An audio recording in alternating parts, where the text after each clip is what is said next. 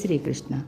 ఈరోజు శివుడి అపారమైన కరుణను తెలిపే ఒక అందమైన కథను గురించి తెలుసుకుందాము. ఇది భక్తికి కులమతాలు పేదరికంతో సంబంధం లేదని చాటి చెప్పే కథ. చాలా కాలం క్రితము కాంచీపురంలో పూసలార్ అనే ఒక శివభక్తుడు ఉండేవాడు. అతనికి తన గ్రామంలో శివుడి కోసం ఒక గొప్ప ఆలయాన్ని నిర్మించాలని కోరిక కలిగింది. కానీ అతని దగ్గర చిల్లిగవ్వ కూడా లేదు. ధనవంతుల నుండి అడిగినా ఎవరూ సహాయం చేయలేదు. అయినా పూసలార్ నిరాశ చెందలేదు. బయట ఆలయం కట్టలేకపోతేనే నా మనసులోనే శివుడికి గుడి కడతాను అని నిర్ణయించుకున్నారు. ప్రతిరోజు ఒక చెట్టు కింద కూర్చొని కళ్ళు మూసుకొని ధ్యానంలోనే ఆలయ నిర్మాణాన్ని మొదలుపెట్టేవాడు. శాస్త్రోక్తంగా పునాది వేయటం, రాళ్లను చెక్కటం, స్తంభాలు నిలబెట్టడం, ఇలా ప్రతి అడుగును తన ఊహల్లోనే అత్యంత భక్తితో చేసేవాడు. గోపురాలు, గర్భాలయం, విగ్రహము అన్నీ సిద్ధం చేయడానికి అతనికి కొన్ని ఏళ్లు పట్టింది. చివరికి మనసులోనే ఒక శుభముహూర్తాన్ని నిర్ణయించి ఆ రోజు కుంభాభిషేకం చేయాలని సంకల్పించాడు.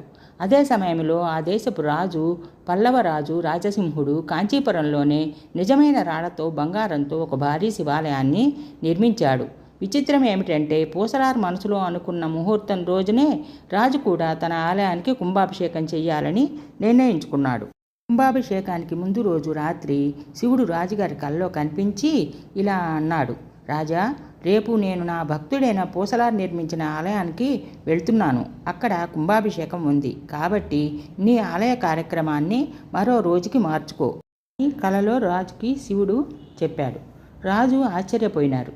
నేను ఇంత ఖర్చు పెట్టి కట్టిన ఆలయం కంటే గొప్పది పూసలార్ ఎక్కడ కట్టాడు అని వెతుక్కుంటూ వెళ్ళాడు. తీరా చూస్తే అక్కడ పూసలార్ ఒక చెట్టు కింద కళ్ళు మూసుకొని ధ్యానంలో ఉన్నాడు.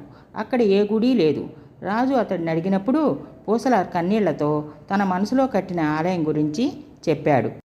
అప్పుడు రాజు భక్తి ముందు సంపద ఓడిపోయిందని గ్రహించి పూసలార్ పాదాలకు నమస్కరిస్తారు.